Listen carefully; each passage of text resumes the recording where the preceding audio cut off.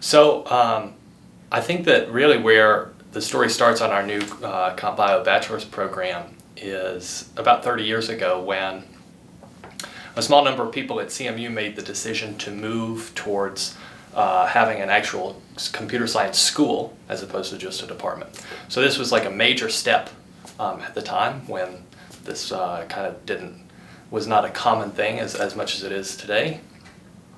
Yet for the last 30 years, if you come in as an undergrad to CMU, you're only able to pick one major. So for those 30 years, you have essentially only had one major option, and that's computer science.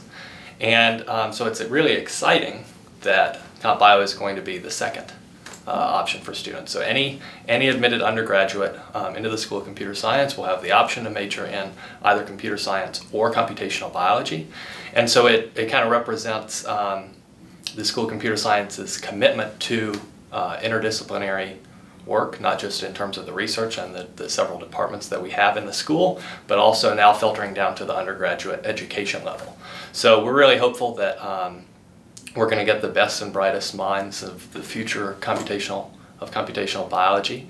So students who may go on and be like super intelligent doctors who know how to apply computational methods, or going to graduate school somewhere across the spectrum between biology and computer science, or going into industry jobs that often are reserved for students with graduate degrees in computational biology, but for which our bachelor's program is somewhat unique in terms of how rigorously it's going to train students to do these types of jobs. So they'll have a very strong background in comp sci, a very strong background in biology, as well as a number of courses that are going to show them kind of the intersection between the two, how to model biological problems computationally and solve them.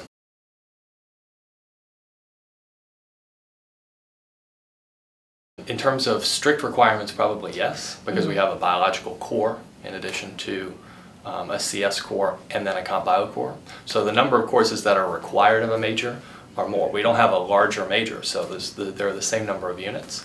And we still do have electives and free electives for students to take, and it's still important that students take humanities courses, for example. But I'd say, yeah, on the whole, we'll have about 12 classes in the CS, Bio, Comp Bio field that are all like the foundational work in this area before students go on to take electives. So it gives them a very broad understanding of both disciplines.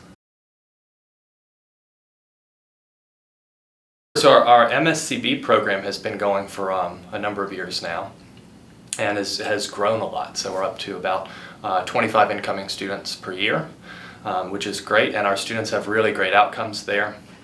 They either go into very competitive industry jobs, or many of them choose to go on to graduate school in computational biology, and they've had excellent placements there within, say, Harvard, MIT, Carnegie Mellon, the top schools where you can do computational biology.